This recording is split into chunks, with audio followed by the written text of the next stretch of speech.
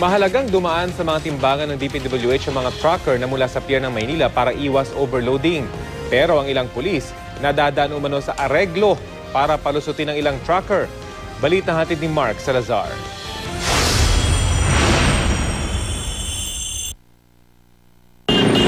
Sa ilalim ng Anti-Truck Overloading Mobile Enforcement o ATOME program ng DPWH, dapat magpatimbang dito ang lahat ng truck na papuntang south galing Port of Manila.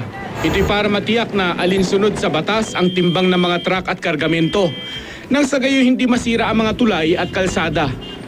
Ayon sa anti-overloading law, ang mga lalagpas sa 13,500 kilograms na bigat ng truck, pagmumultahin ng 2,500 pesos.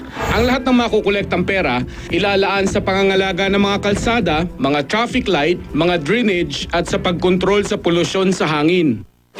Pero hindi raw lahat natitimbang. Dito sa operation namin, hindi ko naman sinasabing perfecto. Nakita kang truck na wala namang laman, hindi na kailangan timbangin. Pero pag alam mo na ang truck ay makikita mo na may laman, titimbangin natin. Yung na-encounter nila sa field, dahil sa minsan matraffic, meron talaga nakakalusot na hindi naman nila kasalanan. Ayun, pagdaan namin kanina sa timbangan, ayun, kipag-ariglo na lang kami sa nagtitimbang.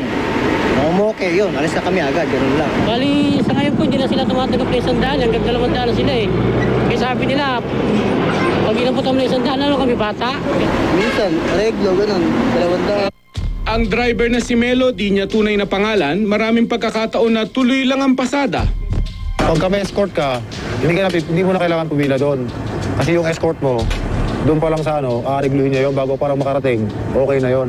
Cleared ka na makakatawid ka na. Dala ang hidden camera, sumama ang GMA News Special Assignments Team sa biyahe ni Melo at ng kanyang pahinante. Bago pa umabot sa pila ng timbangan sa Finance Road, mabilis na lumapit ang isang pulis at agad kinuha ang 300 pisong inabot ng kanyang pahinante. Sumakay ang pulis sa motorsiklo at nagsilbing escort ng truck. Imbis na dumiretso sa kanto ng Finance Road para sumalag sa timbangan, pinatuloy ang truck sa P. Burgos, Lagos Nilad, likod ng City Hall hanggang sa Taft Avenue. Ang rutang ito nakalaan lang sa mga truck na may hawak na special permit. Pagdating sa intersection ng Taft Avenue at Finance Road, kumaway ang pulis sa truck ni Melo. Hudyat na tapos na ang pag-escort. Ang Aduana Business Club na grupo ng truckers, forwarders at brokers, pikit mata na lang sa ganitong kalakaran. Kami inaalaw na namin yun, tinotolerate na namin yun kasi normally if there is a police available to escort, you will be paying that policeman of 500 pesos. Ay kaysa sa naman ikaw ay ma-penalize pa ng 2.5, matitikitan pa yung iyong driver and sometimes binabakbak pa yung plaka mo. Pag merong mga ganyang kaso na talagang nasusuhulan o nangihingi, nagpapaimbestiga kami yan. Pag napatunayan na nangotong sila, tatanggalin namin. Ang Philippine National Police tiniyak na hindi kukonsintihin ang pangungutong sa kanilang hanay.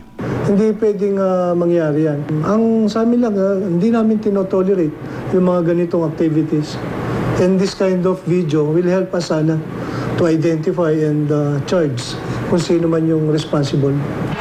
Sa mahigit 180,000 truck na natimbang ng ahensya noong nakaraang taon, 7% o halos 13,000 overloaded truck ang namultahan ng DPWH. Mark Salazar, GMA News.